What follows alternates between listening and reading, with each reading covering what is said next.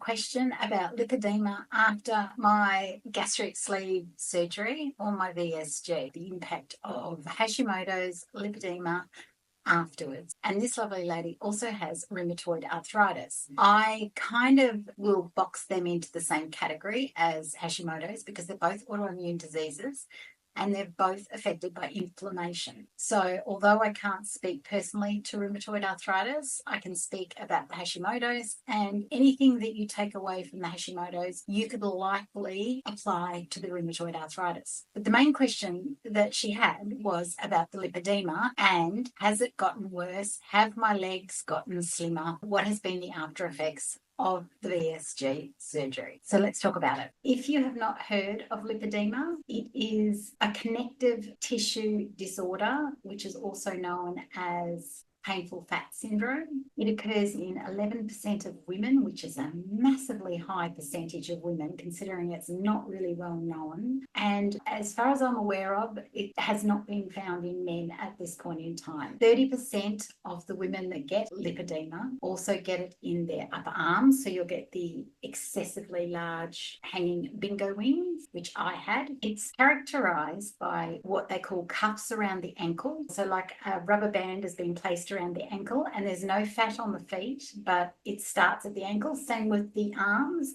If you have it in the upper arms, it tends to start at the elbow line and then gets larger rather than down here. It also presents with fat pads below the knees and behind the knees. You can easily bruise, very easily bruise. You can have hypermobile joints, which means they easily tear. So meniscal tears, ACL tears, that kind of thing. I actually ended up having a double knee replacement in 2020. This was before I realized that this was the impact of lipedema on my knees. And by the time I had the surgery and had MRIs to see my knees, I had 4 meniscal tears. I had a Baker's cyst behind one knee. I had a ruptured ACL on the other knee, and I was bone on bone. There was no fixing it. There was no choice but to replace both of them, and within 6 months, I'd had them replaced. But the hypermobile joints is something people aren't aware of. The other thing that is very symptomatic is this heaviness in your legs, this feeling of your legs are cement. It makes you not want to exercise. The thought of walking, going for a walk is just like, oh no, I don't want to do that. So that is another clear symptom. And that's not laziness. That is a feeling of having to lift cement legs for every step you take, which is horrible. In progressive stages, it can look like the worst case of cellulite you've ever seen. You know how you see women walking around and you go, how have they got thighs like that? Like it sort of boggles the mind a little bit, more like you don't understand it. And that's because lipedema fat becomes round balls, whereas most other subcutaneous fat is flat. And I have the pictures, which I will spare you because I'll probably get like pinged from YouTube or something if I put them in here anyway. But I had a surgeon who was happy to take photos and videos during my surgery. And inside, she took a photo of the inside flap of my arm up. And you can, when you scroll in, you can see that the lipedema fat is round balls, whereas the subcutaneous fat, if you scroll in further, you can see the subcutaneous fat under the lymphatic net that was flat. So when you see someone with really lumpy, bumpy fat, that is more than likely going to be lipedema fat. So this is caused by leaky lymphatic. Most people have heard of leaky gut syndrome, which appears in, to be a cause of many chronic diseases, including thyroid disease. It's one of the it's not the cause, it's one of the causes that it could be you. But you're born with it, apparently. So you're born with these leaky lymphatics where the lipids or the fat seeps through your lymphatics and into your interstitial tissue where it forms little globules of fat. And you cannot diet this fat away. You cannot exercise this fat away. My understanding is the only way to get rid of it at this point in time, with the research they have done on is through liposuction. So when my surgeon did the loose skin surgery on my arms, she actually did liposuction as well as that to help get rid of the globules of the lipedema fat. So what drives it? What makes it worse? Because if you're born with it, you've got it, okay? So how do we not make it progress to a point where it affects our lives? Here's what I know so far. It is driven by hormones. This seems to be solid with the doctors that are studying it. So puberty, pregnancy, and menopause are going to be the main drivers in a woman's life of when it comes into play. So you might have a perfectly skinny, small, normal size looking child, and as soon as she hits puberty, suddenly has these column-like legs and just grows in size. And you look at the childhood pictures compared to, say, the teenage or adult pictures, and they just don't seem to make sense. You look at them and go, how did that happen, right? Hormones are a main driver of this disease. So the next main driver that we have control over, because I'm kind of more interested in the things that we have control over, the things that we can stop doing or start doing to mitigate this getting worse. The main thing that I've found so far is processed foods. I've talked about processed foods many times with regards to thyroid disease. Lipedema is driven by processed foods. Now, I see this play out every day when I go to the shop. Nowadays, our younger generation, our teenagers are wearing shorty shorts because they seem to have more confidence than my age group of showing their body and accepting themselves the way they are, which I love. But what it does is I get to see all these legs walking around the shops and I can spot them, and you can see it a mile off. Once you've seen lipedema legs, you know what they look like. And there are so many young girls with lipedema legs. I think it's because of the massive increase in processed foods that we consume as a species. Unless you live on an island somewhere or you're purposely cooking everything from scratch, you are consuming processed foods by the dozen. On any given day, we can talk about, oh no, I don't eat processed foods, but the minute you make something into something else, you've processed that food. We need whole foods to stop the progression of this disease, and we need to stop eating foods that are filled with seed oils. That's number 2 on the list. Number 1 is processed foods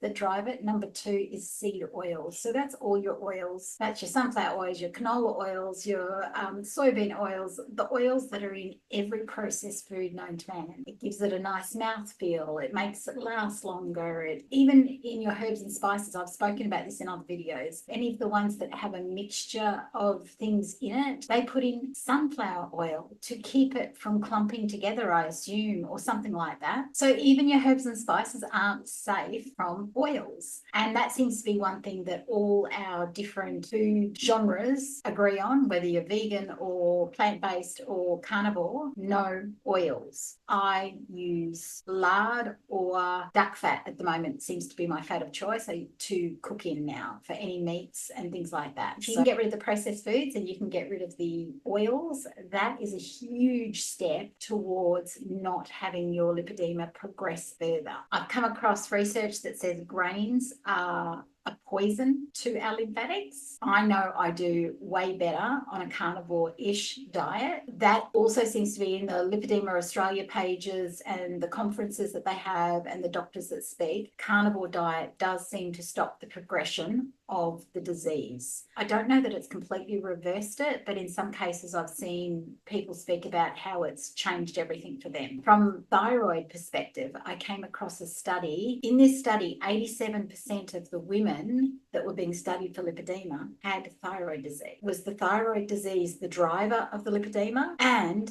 is that the missing link as to why many thyroid women can't lose weight? The lipedema, okay? Because remember, that lipedema fat can't be exercised away or dieted away.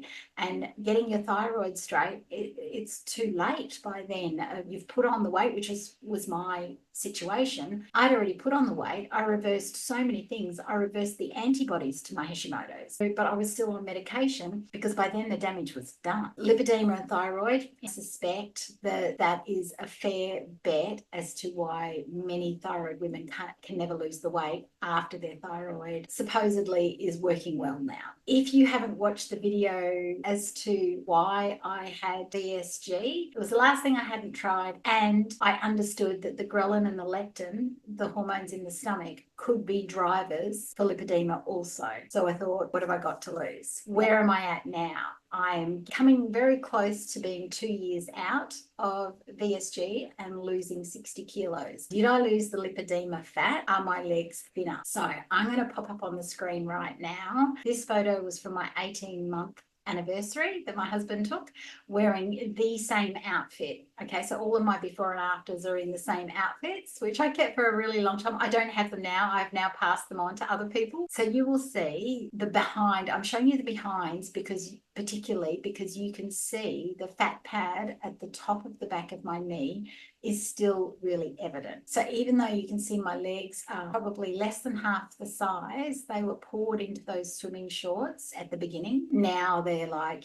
you know, the shorts are swimming on me, but you can still see their column-like legs. And when you see the fronts of them, I'll pop up a photo from our recent trip to Bali, about the only place I feel comfortable wearing shorts because I know nobody knows me there. And you'll see still very column-like legs, okay? Not terrible, and many of you, if you've got really severe lipedema, you're going to go, oh my God, I wish I looked like that. And that's how I felt 2 years ago, okay? I didn't wear shorts that were short at all. I feel so much better, but you can still see the evidence of it there. So the only way to get rid of that evidence is like the arms and having the loose skin surgery, the lipedema surgery to remove that. That was not why I had my arms done. My arms I had done because such a large amount of loose skin was actually folding in on itself at night when I slept.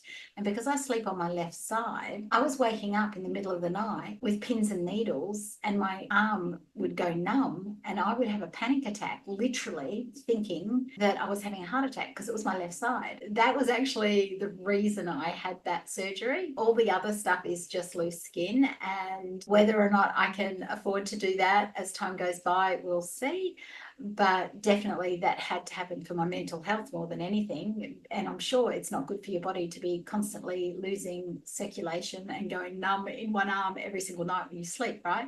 So as for the rest of my body, yes, very clear signs of the lipedema are still there, along with now the loose skin on top of it. How do I feel about that? I'm fine. Honestly, would I have gone back in time and not had it done because of the loose skin? No, because you can see if I put up photos now of how I look in clothes. Once you dress yourself, you show the size that you are now. You can't really see the lipedema, the evidence of the lipedema. Even in, you know, size 8 skinny jeans, you can't really see the evidence of lipedema unless you know what you're looking for and unless you know it's there. It's still there. It will likely always be there unless I magically find a way to have surgeries done. But will it come back? Yes, it can. And that is why I follow a carnivore-ish diet for the most part. It's not about dieting after VSG. I have very specific reasons for having this gastric sleeve surgery, right?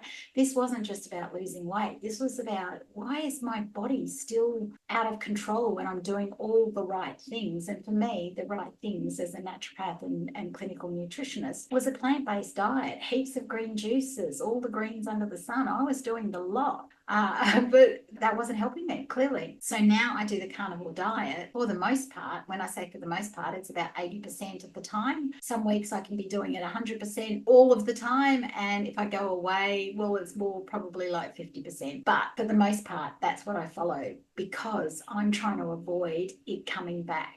So this will be my telltale, having the arms come back. There's still, you know, lipedema fat there because they can only because there was so much to remove. There's only so much they can remove in one hit. But this will be the telltale sign of lipedema coming back. So it can always come back. If you start eating processed foods, if you start eating oils everywhere, if we move to Thailand and start having the fried foods at every corner, all the street foods that are, 10 baht and things like this, so tempting, lipedema in my arms will come back, even though she's sucked it out with the lipo thingy, right?